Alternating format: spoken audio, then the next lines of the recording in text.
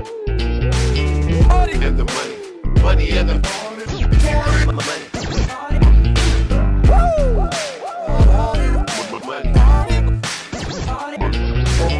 Hello everyone and welcome to Money Talk by Money Party. Money Party, it's literally the best group ever.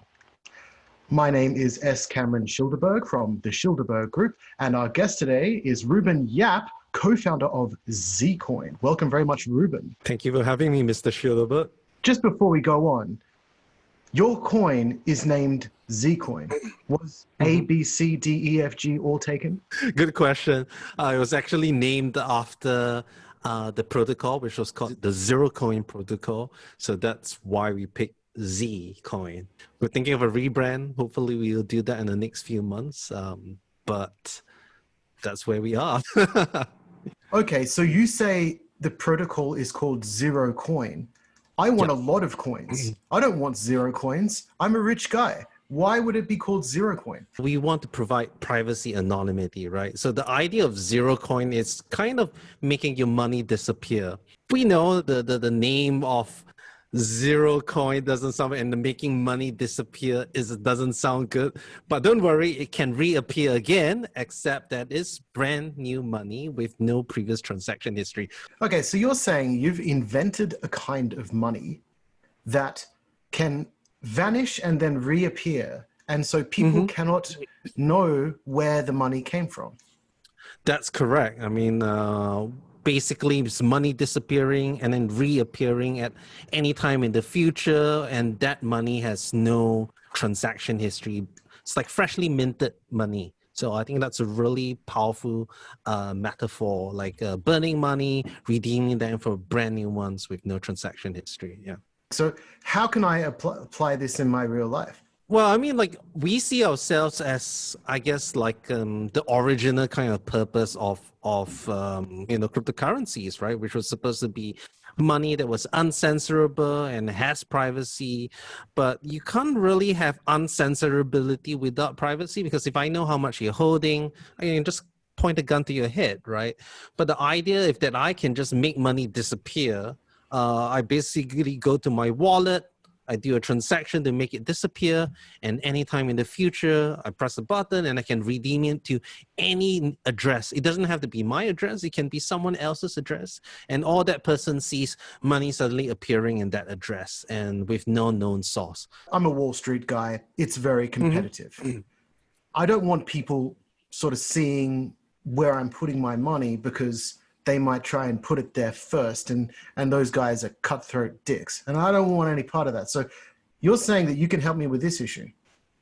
Right, that's right. I mean, of course, people would say, oh, it's for money laundering and stuff like that. But I do think we have an important role to play about having money that, basically is above the system. And to be above the system, you need to be unstoppable. And one way to do it is by having really, really good privacy technology. I mean, if you would probably be aware of like even offshore banks and all this type of things.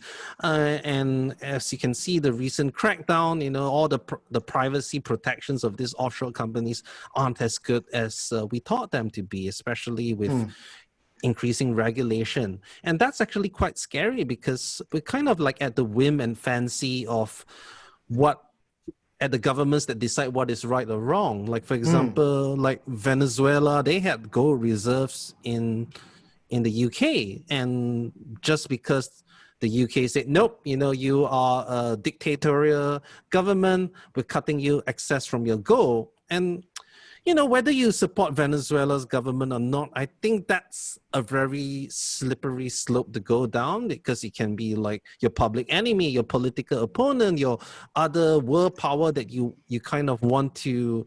And money should not have politics or moral. I mean, ideally, of course, it does.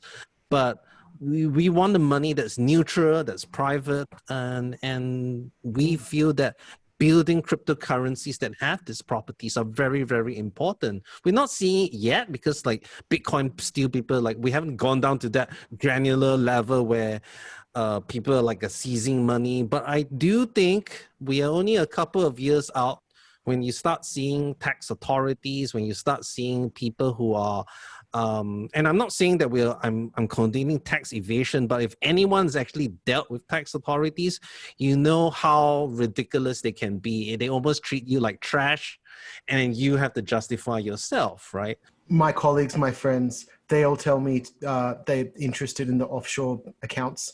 I'm not a particularly good swimmer, so I haven't gotten into that yet. But what I am interested in, so they told me that I love Bitcoins, just goes up. They say that it's private. Bitcoins, no one can trace it. Yeah, correct? No, I mean, Bitcoin is basically designed for the movement of every single coin since its inception is traceable on Bitcoin. The only thing that isn't traceable is who owns those addresses. But, with a lot of advanced blockchain analysis company like Chainlysys, it becomes quite, almost trivial to kind of tie different data points together so that you can say with a high degree of certainty that these coins came from one entity, from one person, and you just need to slip up once. And then your history is there forever. Remember, it's not just history that just disappears after a while. This thing is not just there for authorities or governments, it's for every single person to see. So anyone with just a bit of know-how, just a bit of abilities to do it, it's like putting your bank balance and statement on Twitter, right? Just needs a little bit more, work. But researchers have shown that it is actually quite easy to track, and I think that's going to be an impediment to adoption, because who wants to use money, or even you want to use anything where everything's public, right? I think that's none of your business, right? And I think that's one of the mottos of ZCoin is like, your money, your business, right? Is nobody else's business how much you have. So what is the difference between the Moneros and the ZCoins? The basic idea of Monero is kind of like hiding in a crowd. When I make a transaction, I'm trying to introduce noise into the transaction. And the kind of analogy that I always use is farting in a lift, right? If I'm Bitcoin, I fart in a lift, I'm the only guy farting in it, it's me, it's my fart, right? Monero's kind of like, let's drag 10 other people into the lift with me, and I let out a fart, and I'm like, could be one of these 11 people. But it's one of these 11 people that were in there with you, right? And that's basically how But it wasn't how it me, Reuben, just so you know, it wasn't me. So the way that we work is that we go into the lift, we fart, but we make it disappear, and we can choose at any time in the future to make that fart reappear. So what that means is that my plausible deniability is not just people in the lift with me, it's with anyone that entered the lift. And that anonymity set, that plausible deniability is a lot more. So we feel that, this is a better privacy model rather than just like hiding in a very small crowd. This is almost equivalent to like breaking the link, disappearing, reappearing. And we feel that's a better privacy model. Yeah. And then Zcash is similar, or is that quite different? ZCash has similar-ish technology, but the cryptography behind it is completely different. They take bigger risk in the sense that they're using, I would say, experimental cryptography. They have something what we call trusted setup, which means you kind of have to trust that they destroyed certain things, or else it's almost like a Lord of the Rings. They have a one ring that can create coins out of thin air. And this actually kind of, happened with the first thing where there was actually a problem with the trusted setup. So I would say that Zcash technology is actually really interesting, but it doesn't seem to be, despite calling themselves a privacy coin, they don't really seem to be pushing privacy a lot. Like only a very small portion of transactions are used in the privacy layer, and because they make it privacy optional. While Monero is like every single transaction is private by default. With Lelantus, which is our upcoming privacy protocol, we kind of try to be in between, where we are private by default, but you can opt out, rather than transparent by default, then you can opt into privacy. So we're going to try to play with this and see how it impacts. And I think we're the first coin to go down that way. Yeah. Ruben, I don't want to opt into things. If it's not done the way I like it from the start. I understand, and there's definitely clear advantages for having privacy on by default. I mean, it just means everyone's just mixing. It's not like I'm singling you out, oh, you must be doing something dirty because you used a private transaction. It's more like everyone's using it. So yeah. When does this come into play, Ruben? Tell me. When are you going to get this Lelantus? Plan to launch testnet in the next 1 to 2 weeks, and perhaps 1 month later after the testnet. We've gone through audits. Trail of Bits has audited us. We even had another company do audits of our cryptographic protocol, and this was partially community funded, so that's really good. So we're going to see this relatively soon. So you were mentioning earlier the snarks. Someone told me about the starks. Yes. And I'm not sure if is that a Sansa Stark or more of a Tony Stark? Starks, right, are a new kind of zero knowledge proof. They are not suitable for privacy transactions because although they have very good performance characteristics, their transactions are very, very, very large. You're talking about 50 kilobytes and the best case scenario to 200 kilobytes. And when you compare a typical Bitcoin transaction is 50 bytes, that's like 1,000-fold bigger. While with like what we use, it's about 1.5 kilobytes or something like that. So they're trying to be 20 times bigger, and they expect people to try and verify that. So we try something. No, I would say that Stocks is used for different things. They are used for verifying like huge batches of transactions. I want to prove all these things in one proof, and that's really good. But if I'm just trying to do a private transaction, and it's like one transaction, 50 kilobytes or 100 kilobytes, then that doesn't quite make sense. It makes sense for like what Bitfinex is doing with their DEX and stuff like that, where they're getting large amounts of data and trying to represent it with a proof, but it's not really suitable for like individual transactions. So I think it's a different tool set than, let's say, something like zk-snarks or even Lelantus. I heard about Mimble-wimble. That's pretty good. Mimble-wimble as a privacy protocol is actually quite poor. It's kind of, well, the basic idea of Mimble-wimble is instead of dragging people into the lift and then letting out a fart, Mimble-wimble is more like trying to find everyone who wants to fart and dragging them into the lift together, and we all fart together.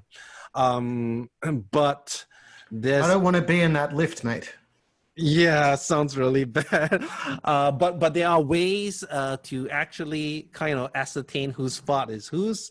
It's almost like having like a heat camera and like you watching the farts come off each other's ass. I see.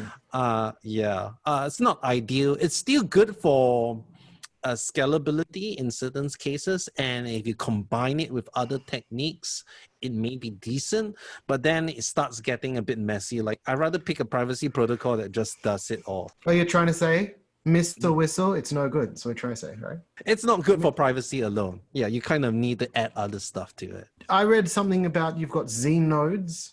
Are they different from regular nodes? The idea is that, we want an incentivized infrastructure that can provide additional services to the blockchain. And we want to kind of make them generally trustworthy. We don't have to trust them completely, but we want at least for them to have certain stake in the success of the currency. And the basic idea is if you have 1,000 ZCoin, which I think is worth about $6,700 US right now. Mm. You have the right to host a Zeno and earn additional part of the block reward. And I think currently the rate of return is about 15% per annum.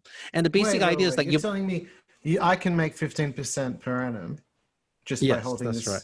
just by holding these coins? Not just holding it, but you need to tie it to a small little server somewhere, like a VPS somewhere, that will provide services to the network. And one of the really important things is chain locks. Chain locks prevents the chain from being 51% attacked because it means that I need to compromise the Z nodes and the miners to take over the chain. As you have seen, like Ethereum Classic recently got 51% attacked, and many Horizon got 51% attack. Bitcoin Gold got 51% attack.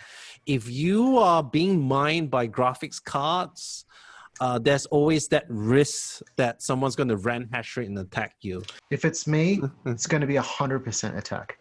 I don't half do things, mate. Me and ZCoin, how's it going to make me rich? I wouldn't say that it's going to guarantee to make you rich. I think no one can say that. But I do believe that what we're building is really, really important in the sense that if you believe in the original tenets of cryptocurrency, and if cryptocurrency as a general thing takes off, I do believe there's going to be a demand of having private cryptocurrencies, because who wants to use stuff that it's like a Twitter for your bank account, right? So I do think there's a real use case here. I think it's like the original use case of cryptocurrencies. Basically, the tax office can't get me, and my enemies can't try and steal my money, right? Yeah, but you can optionally disclose to your tax authorities if you want to do that. Yeah. Oh, well, I like that word, optional. So you're a member of Money Party. How do you think other people in Money Party should get into this? And what can ZCoin do for the other Money Party members? I know you want to hear get them rich, right? But hey, it's not a bad start. Yeah. It's not a bad start. I mean, we're doing a lot of interesting things to make ZCoin more usable. I mean, of course, right now, like DeFi is the whole hype.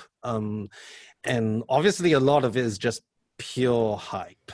But as a privacy coin, I do think that DeFi actually is really important, especially with decentralized exchanges, right? We're seeing across the world with regulation, a lot of governments are not comfortable with privacy cryptocurrency because they see it as a challenge to their power, right?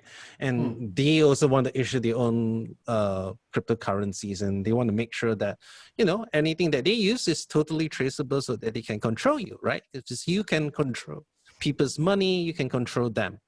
So the idea is, look, if all these exchanges are going to ban us, we need to be on the best decentralized exchanges out there. That's how we view things. So yeah, we're going to get integrations in DeFi. We're not doing DeFi ourselves, but for those people who want to, take out a loan or trade it on a decentralized exchange, all those options would be there. So I think that's really I'm not a mathematician like you.